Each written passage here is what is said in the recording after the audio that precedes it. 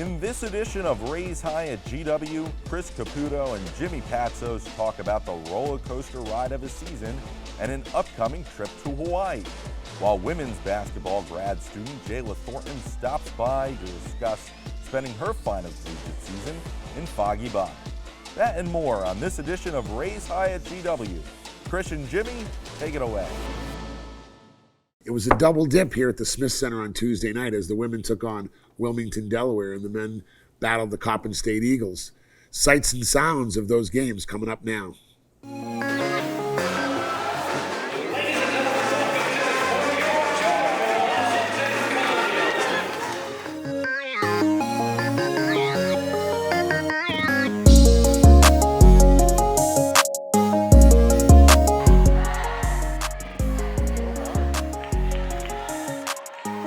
Fires a cross score for Niall Locke, wide open three-pointer left side, buried it again.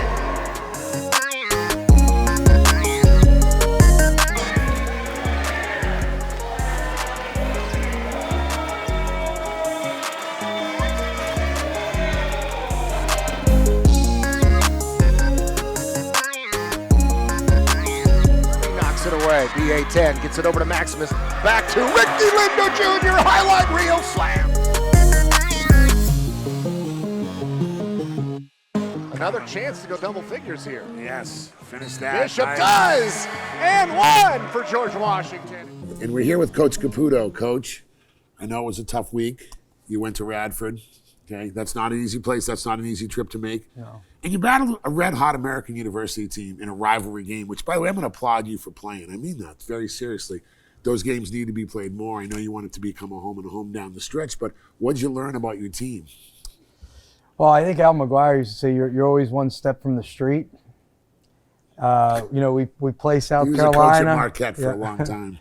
If you're watching this and you don't know who Al McGuire is, you need to go to Wikipedia. But, you play a great game against South Carolina and New Hampshire, for that matter, who beat Boston College at Boston College. The very next game. Two very convincing wins. And then, you go on the road at Radford, very difficult opponent in a difficult place, and, get a little bit of foul trouble, and, tough loss there, and then have some injury issues against American, but American's playing great. 7 straight wins for them, and I thought it was a great game, a great environment, great for DC basketball. Wish we could have maybe put the ball in with 20 seconds left. It would have maybe made it more interesting. Yeah. I'm going to keep advocating this. Your press, you're into the game situations. Yeah. You're never out of it because you guys are pressed. I know you had the ball down 3. Yeah, these things happen, but.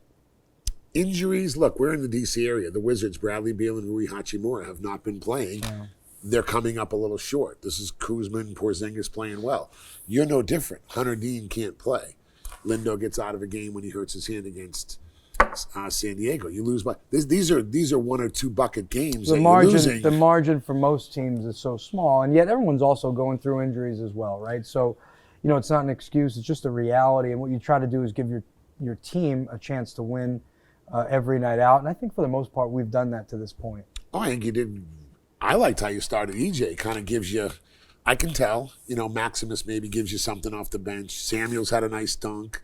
Harris hits a 3. I know you're trying to form the bench. Brown had to step up and play. Yeah. Keegan's hitting 3s. It's just when the bench is going to come together. This is a work in progress. We're going to talk about how the A10 is what really matters. We're going to talk about that in the next segment. But you're building, but you're also trying to win the game you're playing right now. Yeah, I think, hopefully the bench is gaining some valuable experience and they're getting hardened by these experiences, right? And they're learning from both the good and the bad. And then hopefully, again, as you move into conference play, you have a group of guys, a number of them for us, almost, 10 or 11, that really have a lot of experience. I got to give Ricky Lindo, I've known him, he's a DC kid, went to Wilson, et cetera, a really great human being. Transfers over. I think he's flourished. He's really coming into his own under you. He's like a double-double machine, and we know we're going to need him in the A10, but he's been very consistent for you. Yeah, I've been really happy with him. He's been able to calm himself down a little bit on offense and become really, really effective there. And then I think if you watch the games, he's an elite defender right now. And the way he's guarding multiple positions, the way he's able to play pick and rolls, but also protect the rim, block some shots, be a great help defender, which never really shows up on the scouting report, but you see the amount of ground he can cover. He's been very, very good thus far. here's my thing. Brandon Adams gets Player of the Week. Bishop with his 44. Here comes Lindo. Everybody's kind of taking the next step. You just got to find the next guy. Why? It's obviously a great decision. You're the head coach. Why did you start EJ? I just wouldn't want a different look, or I think I told the reporters it's because I got to make the decision. I don't get to make many decisions, but that's one of them of who starts. So no, we were happy with that, and EJ has been really giving great effort. I think the biggest thing about him is he can make a shot, he can play off the other guys, but really he's given tremendous effort defensively as well. I thought he did in the game. I love him defensively. He gets over the screen. Yeah. He can match up against their smaller guards. To close this first segment, the South Carolina atmosphere is tremendous. You never know if that's going to continue. Georgia's Army was 5 sections full here against American University. The band, the cheerleaders, the dance team. I go around the country. They're fantastic. Georgia's Army comes back in full swing. Tell us. Oh, we have a chance going forward to create a really uniquely special environment right here in the middle of Foggy Bottom. Probably the best city campus in America, and yet to create this type of environment in our home games with the help of Georgia's Army, as we continue to progress, I think can be a special environment in college basketball. And it's been great to watch. And we're going to come back and we're going to talk about a few things. A visit from a dog during your game, and segueing into Foggy Bottom to Hawaii. You're going on a trip to Hawaii, which is a fantastic experience to play another Power 5 school. We'll be right back.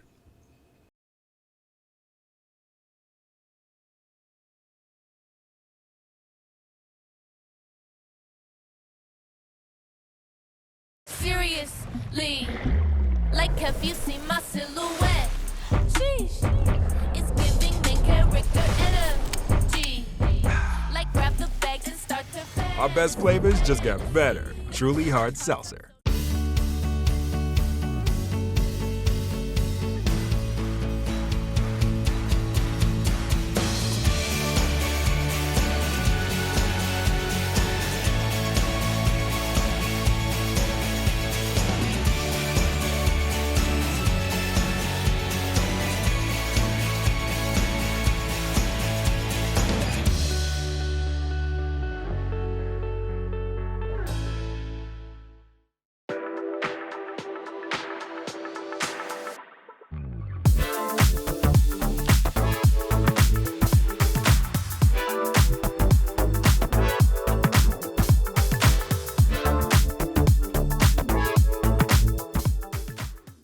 Back here at Raise High at GW, Coach Caputo, you're an internet sensation.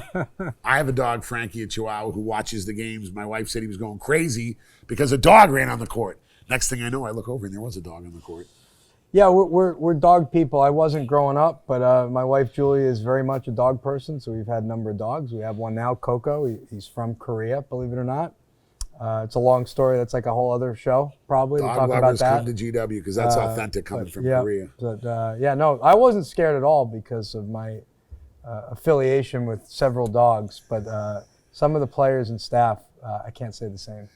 It was very interesting. There's really a lot of people were interested in that. And the dogs did a great job with the Frisbees at halftime, too, but that's another story. Going to Hawaii. Yes. We both know as coaches, it doesn't matter. We're just going to sit in the room and watch tape and get ready for practice. Okay, you might go out and take a 5-minute walk on the beach, but you're playing Washington State. Yeah. Kyle Smith, who was at Columbia, went to San Francisco. It's a Power 5 school, another chance. And it's also a great opportunity. Let's go one thing at a time. Let's do basketball, and then we'll do experience for the players culturally. Basketball-wise. Well, I think, anytime you're able to, two things. One, when you're going to play in these multi-team events, if you can play on a neutral site, particularly against a Power 5 opponent, that's going to give you an opportunity that you don't normally get, because often, and although we had South Carolina here, and the norm is you go to their place. The norm is you go to their place, and so to get them, on a neutral site, obviously, just statistically speaking, no matter where you are in, in terms of the cycle of your team, statistically speaking, it's going to be easier to win on a neutral site than it would be, on somebody's home court, particularly at Power 5. So I think that opportunity that presents itself is great for us. I think secondly, anytime we can get our brand on television 3 out of 4 nights during the holiday season, national television, no matter what time of day it is. Thanksgiving, there's a lot of tournaments going on. Right. You got to fight for position. This is a storied tournament for 20 years, and used to be the Rainbow and the Outrigger and all that. Right. Diamond Head, you have a chance. You're the only game on TV. Correct. For 3 days. Most people are home there in that 3 days over Christmas. 22nd, 23rd, 24th, 25th. Obviously, we don't play on the 24th, but most people are kind of hanging around the house with family. Absolutely. Having people over, what have you. And so, the opportunity to be on television there, I think, is great for our brand. And we've been on television quite a bit, and we continue to do that. And as we get better and better, I think there'll be more of these opportunities for us. Yeah, and recruits want to see that. They're at home saying, the 3 recruits we signed are watching, but also potential recruits saying they went and played Washington State. They're in Hawaii. I know Pepperdine's in it, a bunch of other schools, University of Hawaii, but I applaud you for doing it. The danger is some people don't want to go on these because you're going into your conference season, but you'll be back in time. So in other words, can you explain scheduling? So did you move a game early and then not play one when you come back? How do you do that? I believe that the Atlantic 10 allowed us to not play until New Year's Eve, although we are going to Chicago, so we're getting back on a plane on the 30th to fly out to Chicago to play at Loyola Chicago. So brand new member. Yeah, so it's obviously another difficult game, but anytime you play on the road in league is very, very difficult. And so we get to come back on the 27th, and then quickly thereafter, really 26th into the 27th, and then quickly thereafter we've got to get back on a plane. But yeah, we're not playing until the 31st. Where I think some of the teams in the league are playing a little bit earlier. Got it. That's how they did.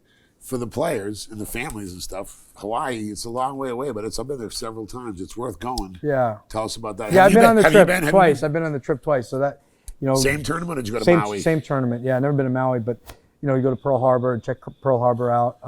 I've never been to the North Shore, like where President Obama went to high school there. I'd like to see that. Great beaches. Yeah, it's really nice. So I think I'll watch that George Clooney movie. What is it? The Descendants. Yes. And then it'll inspire me for the Hawaii trip. 5-0. Yeah, Hawaii 5-0. But no, it's obviously great to be on Waikiki. That's where we're staying.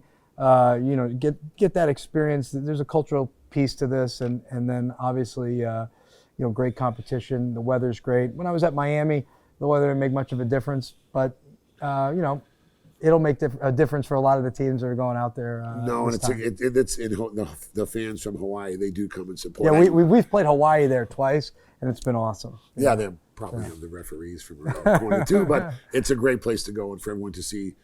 But it is a great basketball experience too. Rick Majerus was there once when we were there, and Bobby Knight gave a passionate speech about Pearl Harbor, and he was right, and everybody stood up, and there were tears and everything, and how emotional it was. And then Rick Majerus got up and said, I'm from Utah. They don't have bars you can swim up to where I live, but they do here. And everybody kind of laughed. We didn't really know what to do. And even Bobby Knight got up and said, I understand where you're coming from. So it's at the tale of two cities. When you go to Hawaii, you should do a lot of cultural stuff, but it's a great basketball experience. Good coffee, too. Good coffee. Look, it's one of those things when these guys look back in 20 years, as you and I know, they'll say what a great trip that was for us. Yeah, I think the basketball and your experience and where it's taken on many of us throughout our lives is that's the special stuff. That's the stuff you remember, and the opportunity to go to Hawaii for a lot of guys is pretty cool. Lastly, just to close here, you see around the country there's different scores. Everybody's jockeying for position, but it's going to come down to the conference. Last year Richmond beats Davidson. Both teams go to the NCAA here in Washington. As you prepare going forward, what's the one thing you want to see the team improve on? Because conference in January and February, it's hard to practice. Yeah. It gets going so quick. What's the one area you want to see them improve on, basketball-wise? Yeah, well, I think for us, it's our chemistry on both ends of the floor has to continue to get better. Our connectivity has to continue to get better. We have been very good offensively in terms of field goal percentage nationally, right? We want to get that refined because, again, as you go into league play, people are a little bit more familiar with you. The defenses are better. They're more keyed in. They're more locked in. They're, just by nature of being in the league, they know the players on your team better, right? And so you can't feel like, hey, we're fine there. No, you got to keep getting better there. And then obviously defensively for us, we've got to look at where we're at and figure out ways to, get better. Bottom line, take care of the rim better, where people are shooting lower percentages at the rim. The ball's not getting into the paint quite as much. Well, that's where not having Hunter Dean hurts you. What are your thoughts, though, going about the league? We're going to finish on this, but Fordham and Duquesne have been surprises. Fordham's a national story because they're 11-1 right now. Yeah, they've done a great job. And Keith Ergo's from Washington, D.C. area, Yeah. Gonzaga kid, et cetera.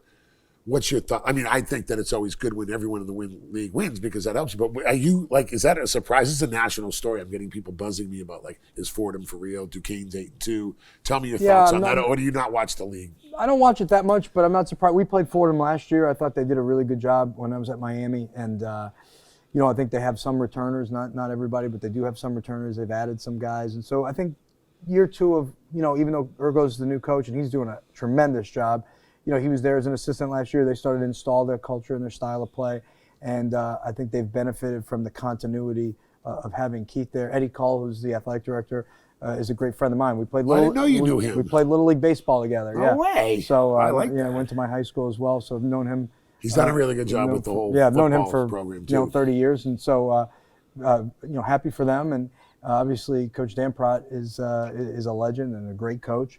And so, you know, I think for the league as a whole, you know, you want everyone to try to get to 70% winning percentage in the non-conference. Yeah, that's the number. It doesn't really matter who they play as long as you get to 70%. Now, what happens is some teams that, you know, are going into the season and thinking they've got a team that's going to, you know, play more for seeding than to get in. A la St. Louis. Yeah, they have to play a little bit more challenging schedule, and then they become subject to, you know, some of the luck pieces. Hey, is everybody healthy?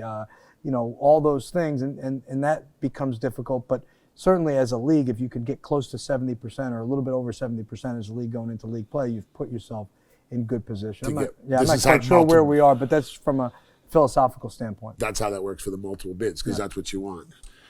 Well, it's been great seeing you. You're doing a great job. Continue to fight hard, Bill. The recruiting's going well. Everybody, there's a buzz around this place in George's Army. Have a wonderful Christmas. We appreciate you, and have a great time in Hawaii. Thanks, Jim. And we have Jayla Thornton coming up from the women's basketball team. Very impressive young lady. Howard University to Syracuse University to GW, getting her master's in communications. Don't miss this segment.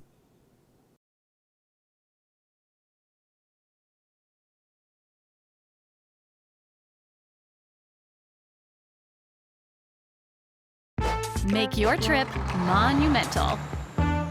Sightsee through DC without overspending on gas and ride shares. Experience DC the local way. Ride, save, explore. Metro.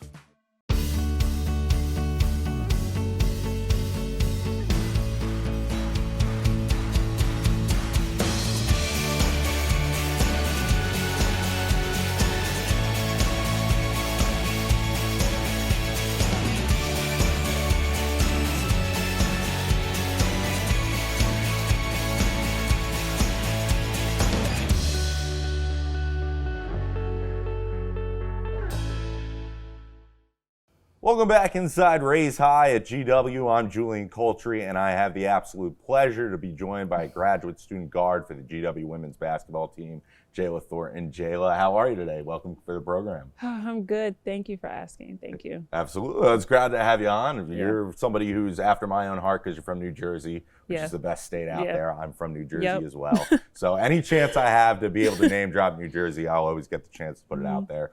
But you have had quite the journey when it comes to basketball. Started right here in D.C. You played 4 years, Howard University. You were a player of the year when you left. You did 1 year over at Syracuse. And then you come back here and you get to play for Coach McCombs. But I want to go all the way back when you were looking at D.C. Was there anything that jumped out about this city that made you want to come to the district? Definitely, I would say I'm from Newark, New Jersey, so of course people know that's more of like an inner city type of style. So when I came on my visit, it just really felt like home. I was like, oh, the city life, just so much going around. You could walk to places and everything. So when the second time came back around, I kind of experienced that again. That's what kind of like also drew me back to the area. Well, you led me into my next question almost perfectly. What was it like getting to meet Coach McCombs? How did she kind of go through the process to get you here to Foggy Bottom? And was really there anything else that went into saying like, hey, this is where I want to play my final year of college basketball? Yeah, definitely, because it was a familiar area, on top of the fact that Coach McCombs, I feel like during the recruiting process was very genuine. And then she also recruited me back in high school. Okay. So just, you know, kind of rekindling that relationship. And she also coach one of my high school coaches when she was at Pitt, when Coach McCombs was an assistant. So it was kind of just a full circle moment, and I was able to like rekindle the fire with her and talk. And I feel like the whole conversation was genuine. So, and I was back in the DMV, which I really like. So absolutely. Add on top of that, you get away from those freezing cold upstate New York winters, right? Yeah. Absolutely. Even though New Jersey's cold, it cannot be as cold as upstate New York. You've talked a little bit about, or it's been talked about on the show a little bit, the transfer portal. Yeah. We've heard about it from a coach's perspective, but now you've gone through it a couple of times as a player. What's it like, and what's something that maybe you wouldn't know if you're just somebody on the outside looking in? Well, the first time I went into the portal when I was initially leaving Howard, that whole experience was so different, even though it was my first experience because it was COVID. So you couldn't take any visits. So you were just banking on phone calls, Zoom calls, and just, you know, the vibe over the phone. But the second time around, that's when you could kind of communicate more. And it's kind of hectic, like when you're playing AAU, your phone's just ringing, you're getting text messages, and then now you're older, so you have more of a resume, so you're just getting calls all the time. Don't really have any personal time, but once you enter, you kind of already know that's going to happen. So I would say it is crazy. It's definitely a unique experience. And I would just say, like, you have to just learn how to balance it and just make sure you just try to communicate effectively with everyone. Seems like you've really started to get the hang of balancing it and getting into it with the team right now. Your last 3 games, 14.3 points per game. The threes have really started to falling for you. Is it safe to say that you've found a little bit of a rhythm? Yeah, definitely. Coming from 2 different offensive and defensive systems, I've just been trying to get acclimated the best way possible. So I feel like now we're starting to work on things and we're starting to learn each other's game. And it's still early, so we're still trying to like get better at everything. But I can say that I have more of a feel of everything and just getting more comfortable with our system. You've hit a lot of threes in your career, so you're probably the best person to ask this question to. Is there anything better than switching a three? No, that's... Best thing in sports, I mean, like, right? yes, you have like mid-range shots, pull-ups. Those definitely feel good. Of course, like making all your free throws, just seeing the ball go through the net, but it's nothing like hitting a three. Absolutely. Yeah. I believe it. I've never hit one, but you're the expert. That's what I said. So I'll live vicariously through you. This year, you've seen time on the second unit. You've started games. You've played with a numerous amount of different teammates. From your perspective, what's it like, you know, getting that start versus, you know, being asked to come in and deliver a little bit of scoring punch off the bench? I would say, you know, playing for such a long time, you kind of just go in with the same approach. Like, I'm just ready to play. Like, regardless, when I get out there, I just want to do the best I can individually and also to help my team collectively. So when I was also at Syracuse, it was like a mixture of roles. And then, like, I also was coming off the bench there, too. And then at Howard, when I was young, I didn't first, like, initially start, but then, like, the last 3 years I did. So it was, like, always, like, a roller coaster with it. But I would say it's all part of the journey. And it doesn't change my perspective. I just want to do the best I can to help the team win. Well, you mentioned Howard when you were there. You sort of got into that role. Now that you're a veteran, especially here at GW, where you have so many players who are trying to find their own footing, a lot of younger players, how do you be a mentor, be a leader, and kind of get those experiences and give it over to the players who are coming up right now? Yeah, just I just try to tell them, like, it's a roller coaster. Like, college basketball, it's a journey. And you're going to have good moments, you're going to have bad moments, but just stay with it. Like, that's just my... you know, my energy towards them. I'm always calm. They know that. I don't really get too high. I don't really get too low, kind of just mellow. So I just always try to tell them, like, you know, it's all part of the process, but you're going to be okay. What has been some of your favorite moments that you can remember, you know, not just here at GW, but throughout your career during the years that you played? Ooh. I had a lot of great moments, but I can say one that probably sticks out was when I was a sophomore. And I was just like in that season and I was just getting to start and everything. And I hit like 9 threes in a game. And it was just fun. Like, as a youngin' coming up, it was like, that was my first initial moment. Like, okay, I'm here. Like, I'm making a mark for myself in college basketball. So I would say that was definitely a fun experience for me. Not to dive back into the three ball, but what's it like when you're in the zone like that? 9 threes in a game. The net must look giant at that point when you can hit it that much. It feels good. Like, it just feels like it's just coming off the fingertips. Like, it starts to feel like a free throw after a while. And that's when you know it just feels good. And I was young too. So it was just a real exciting moment just to show that the hard work I was doing in the dark was now being shown in the light. So it was just a good, wholesome moment. What's the best venue you played at so far in your career? Ooh. Or a few, any that might jump off the page? I definitely like the University of Georgia. And I definitely like Tennessee when we went to Tennessee. And even though biased because I went there, but I really did enjoy playing in the Carrier Dome. So that was definitely a cool experience. Like, to be in a football stadium, shooting a basketball is real crazy. So that was definitely a cool experience for me. Have you loved the Smith Center and the games that you've gotten to play here so far? far? Oh, yeah. That's why I definitely, when I was at Howard, my first time coming here was to watch our men play GW. Okay. So when I came back and it was kind of like, wow, like I'm actually like playing here, it was so weird. Because, at that time, you never think that it's going to come back full circle and you're going to be here in the uniform. So I definitely like our arena as well. I feel like it's just like the perfect size. It's not too big, it's not too small. It has a good amount of seats. The lighting's good, so I definitely like it. Well, folks at home, if you can't tell, Jayla was a communications major at Newhouse, which is one of the best, if not the best, communications programs in the country. You're doing an awesome job going back and forth with me right here. Is that what you still want to do when everything's done? Maybe get a chance to work at ESPN or do something in the game of basketball for broadcasting or any sport for broadcasting? Yeah, definitely. At Syracuse and Howard, I was just getting my feet wet, but at Syracuse was kind of like my real true experience of like broadcasting and just getting in with everything. I definitely want to do that. I met a lot of people and I'm just excited to tap into that. But I also have a bachelor's in sports management, which is more like the business of sports. So like even just working like with the organizations, like when I've been able to do stuff with like the NFL and stuff has been fun. So it's all great. So I'm just trying to see which aspect I want to tap into, but I definitely love broadcasting. Definitely love it. Last question for you. When you put the final, I guess, finishing touches on the story of Jayla Thornton, how would you like to see it end this year? I would say definitely, I want to say tough, resilient, been through some highs and some lows, but didn't quit and just making it through and finding a way. That's just kind of like what I want my story to be, regardless of everything, just making it through. I played 6 years and, it's been a roller coaster. Last year I sat out, so just staying with it and not quitting. I think that would be an absolutely fantastic ending. Jayla, thank you so much for coming on the program. I've loved getting a chance to talk to you for these last few minutes. Thank you. Well, that's a wrap for us here inside Raise High at GW. From everybody here at George Washington University, we want to wish you a happy holidays to you and yours. Thank you.